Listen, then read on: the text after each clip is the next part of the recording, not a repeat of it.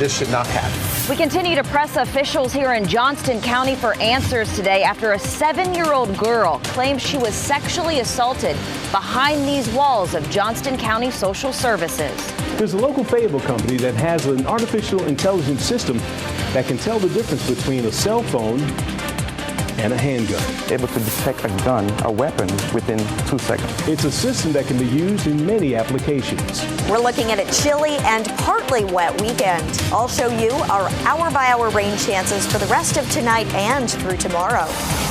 State and local police are investigating after a 7-year-old girl says she was sexually assaulted behind the walls of Johnston County DSS by a 17-year-old boy.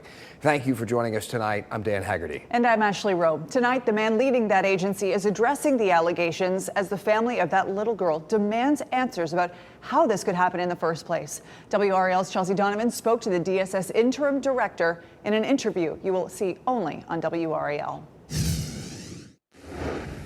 DSS won't comment today on if the 7-year-old girl who claims she was sexually assaulted was unsupervised behind these walls or if any employees have been terminated or disciplined. We take this seriously, and we take the protection of children seriously. And For the first time, we're hearing from the interim director of Johnston County DSS after allegations a 7-year-old girl in DSS care was assaulted by a 17-year-old teenage boy.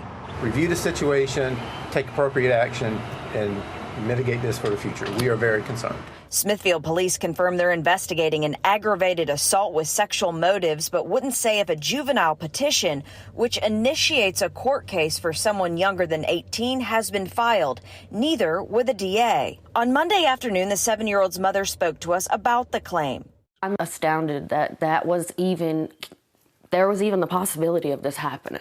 The 7-year-old's biological mother shared records of her daughter's visit to the emergency department at Wake Med, which states she was touched by a 17-year-old male in the custody of Child Protective Services while they were coloring in an office. We have several protocols, and we have developed even further protocols for supervision of children. Unfortunately, children in the agency is becoming more of a norm.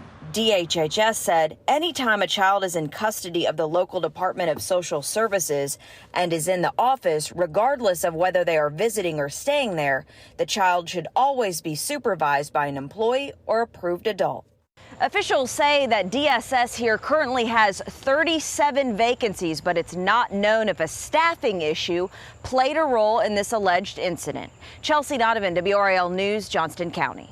And the child's parents tell us that 7-year-old and her sister have been moved 5 times in the last few years. They say their most recent update was that the child was placed in a group home, not in school, and spending her days at DSS. An Edgecombe County School District employee is facing sex crime charges involving a student. This is 69-year-old Stephen Wells. He's accused of inappropriately touching 3 students, all of whom are part of the exceptional program at South Edgecombe Middle School. Wells is no longer employed by the district, but was at the time of the offenses when they were reported. Investigators say the principal at the middle school reported a 14-year-old student was touched by Wells, and she told investigators he also touched 2 other students. We now know the name of the second woman who was shot in a home where a Duke graduate student was killed. Today, the suspect in the case, 30-year-old Stefan DeBose, appeared before a judge for the first time. He's charged with first-degree murder in the death of Angela Risi. Friends say the two were friends. DeBose is also charged with attempted first-degree murder for allegedly shooting Anna Semis. Court documents revealed her name, and now we're working to learn more about her. The judge denied bond to DeBose today.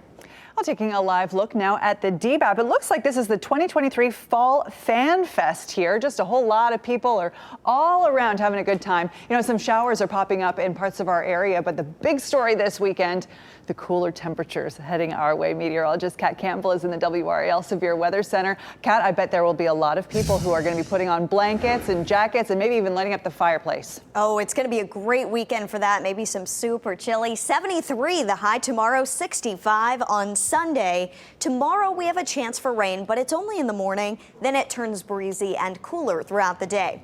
If we look at futurecasts, we still have a 20% chance of a stray shower in the forecast tonight.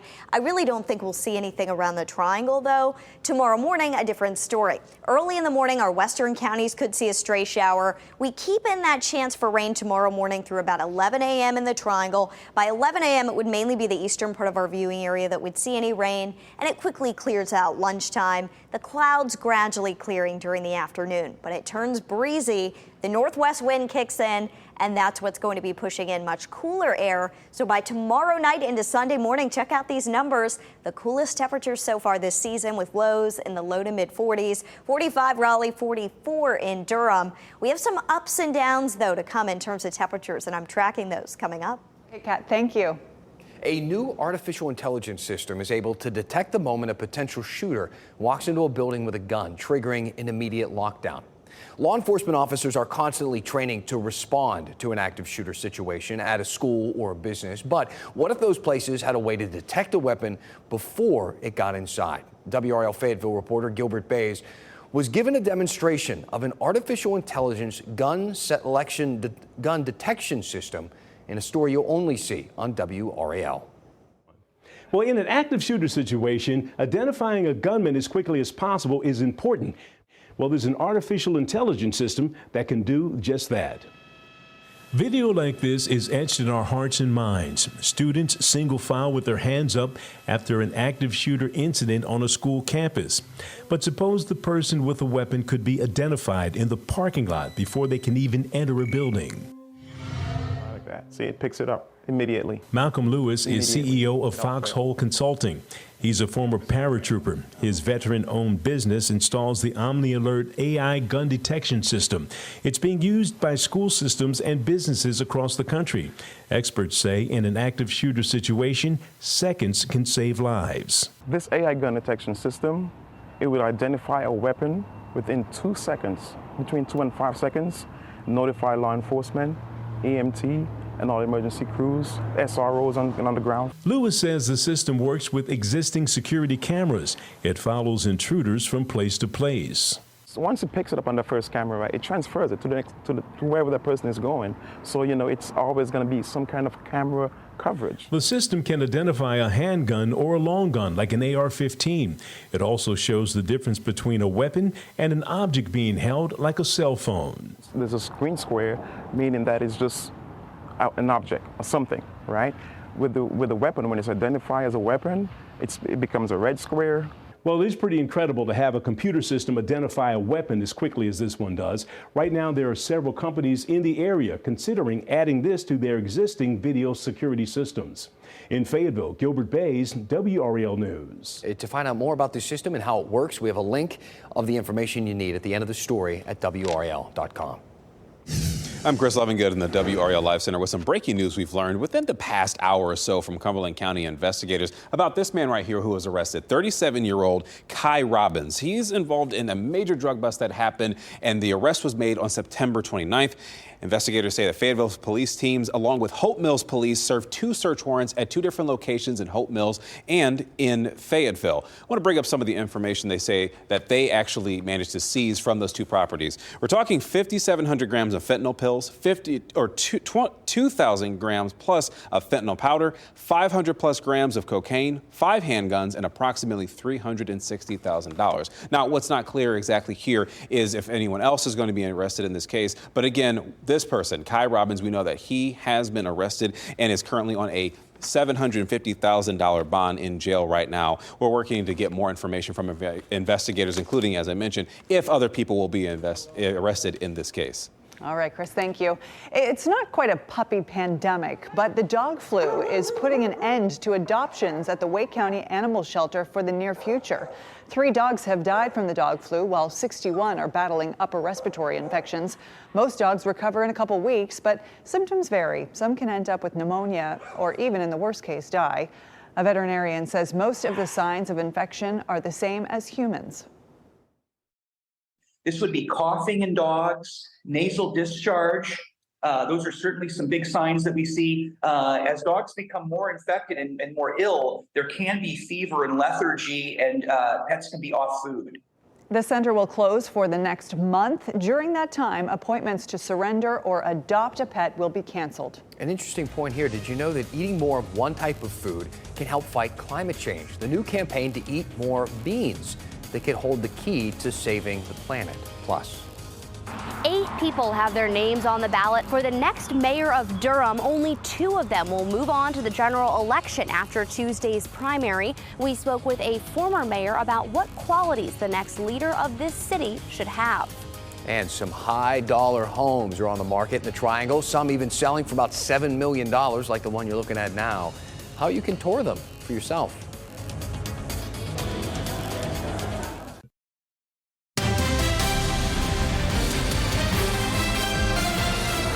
Affordable housing, transportation, crime, they're all on the minds of voters in Durham when they head to the polls Tuesday for primary elections. 8 people are running for mayor this year. 2 will move on to the general election. WRAL's Monica Casey shows us who's running and what kind of leader a former mayor believes the Bull City needs.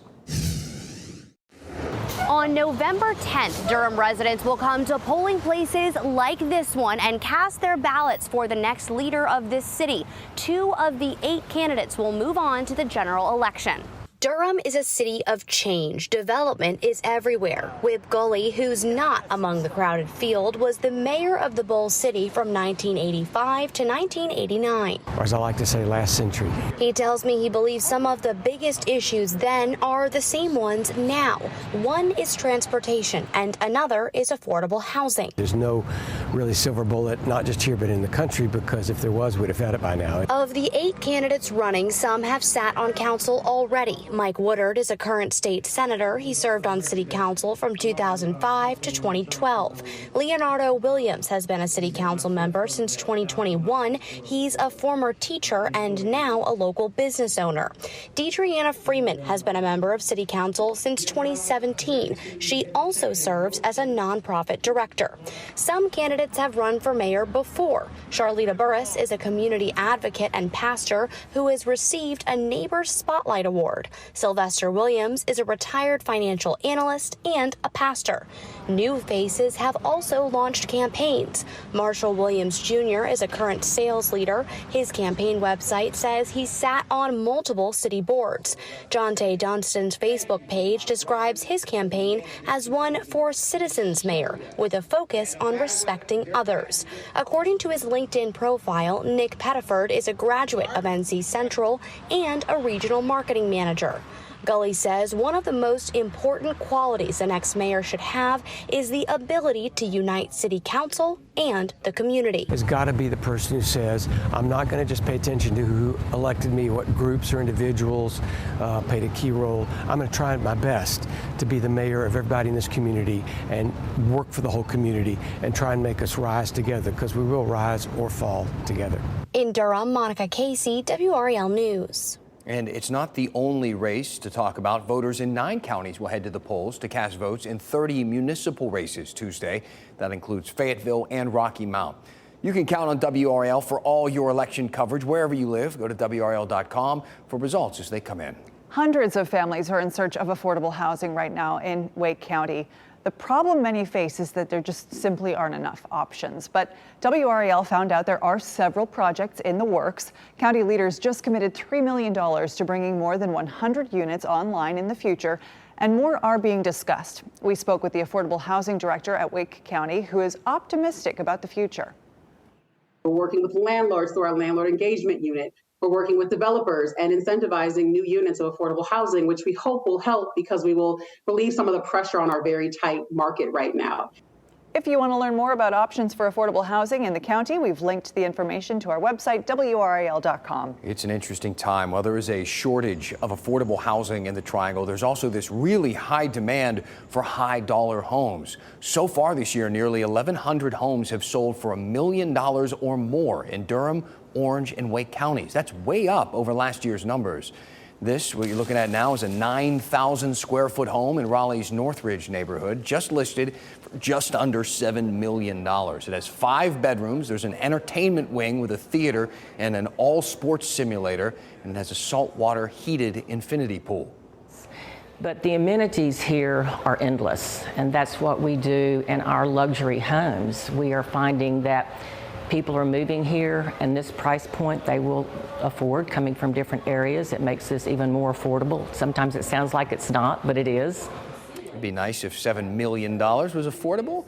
Now, some people have that luxury. You can see inside some of these newest homes that are for sale, including the $7 million mansion in Raleigh. They're open all weekend for free tours as part of the Triangle Parade of Homes. How can you fight climate change from your kitchen? Some say these beans is how. That's the name of a global campaign that aims to double the consumption of beans and peas by the year 2028. Legumes are one of the planet's most sustainable protein sources, requiring dramatically less land and fossil fuels to produce than other protein sources. They're also affordable, they're rich in fiber and nutrients, and they can improve soil health too. More high-end chefs are putting beans on their menus for environmental reasons, including Sean Fowler at Mandolin in Raleigh. I think one of the great things about beans is it's a great source of protein. It's not as energy, dependent. Doesn't require as much water as saying growing, animal proteins. So I think there is a lot of reasons to consume more beans. The Beans is How campaign is backed by more than 40 organizations, including Google and Bezos Earth Fund. Beans, what's the rest of the saying? Listen, if you can't be out there on the lake, just take a look. Let's bask in it for just a moment. White Lake looking gorgeous tonight. Meteorologist Kat Campbell joining us with what is a pretty nice forecast. We do have some ups and downs when it comes to temperature. But it's all around been a pretty nice week so far. We'll have ups and downs. Not a lot of rain in the forecast, though, while we go through these roller coaster temperatures. Today, we were pretty mild. We had a high of 80 once again. But here comes the chilly air rushing in behind the cold front for the weekend. It's going to stick around this weekend into Monday, but by Tuesday, we start our little bit of a warm up, and that will continue into the middle of next week. Thursday, the start of the state fair, above normal temperatures in the forecast. We expect to be in the upper 70s, coming near 80 for the high. But then we've got another downturn in temperatures at the end of next week. It looks like we've got another cold front that's going to swing through at the end of the week, and that's likely to bring another cool down for next weekend. So we're getting into this pattern with the Friday cold front, and this pattern could continue. When you look at our temperature outlook in the long range, October 14th through the 20th, above normal temperatures likely in the west due to the jet stream pattern, below normal temperatures likely in the east for the middle of October. We're getting close to that average first frost freeze for parts of our state by the time we get to the middle of the month. So we'll have to watch that, especially in the mountains and foothills. A rainfall outlook during the same time period below normal for much of North Carolina. For us, next week, we have that little bit of a warm up just in time for Thursday when all the fun starts at the state fair. Partly cloudy, 79 degrees, but we do have a chance for rain in the forecast Friday ahead of what could be the next cold front at the end of the week. Tonight, things are quiet on the radar. This was expected. That's why we lowered rain chances after 6 o'clock just to 20%. I really don't think that there's going to be much rain left tonight, but we will see an uptick in some shower coverage tomorrow morning. It should be brief, just a chance for rain in the morning tomorrow. And then once we get midday into the afternoon, we will be dry for all of the college football games happening tomorrow. Kickoff temperature should be in the 70s all around. Pretty nice weather. It is going to be breezy and cooling. So if you have an extra layer, maybe you could bring a pullover, one of those quarter zips that you see a lot of times at the football games. It's perfect weather for that. Looking ahead, 65 is our high on Sunday, just 40s. Sunday morning, Monday morning, mid-40s, a chilly start. And then here's that warm up next week. It'll be a gradual one. The chance for rain returning by next Friday. Ashley and Dan. All right. How many quarter zips do you have? I'm a quarter zip guy when it calls for it. Hey, sure. Absolutely. Yeah. It's perfect weather for that. That's right. If you're looking for a nice meal out this weekend and reason to support local, you can still check out some special menus for downtown Raleigh's Restaurant Week for a few more days. What your family needs to know coming up. If you're looking for some excuse to get out this weekend, have a date night or something, don't forget Downtown Raleigh Restaurant Week is underway. A number of restaurants are offering specials and unique menu offerings all weekend through Sunday, so it's the perfect time to support local. 87% of restaurants downtown are locally owned and independent. Some participating restaurants include Gravy, Irregardless Cafe, Vidrio. There you go. That's it. I'll The be there this Pit. weekend, actually. That's how I know. Yeah, I'm going go there. see Dan Haggerty and the Union Special and many more. You can find more information downtownraleigh.org. Right now, the 9th annual Triangle Oktoberfest is underway in Cary. Festivities started at the top of the hour, and tonight and tomorrow at Coca-Booth Amphitheater. Love Coca-Booth. It's fun down there. Video from the 2019 event you're seeing there. It includes live music, traditional Bavarian food, and German beer. It's Oktoberfest. You got to have all that stuff. There's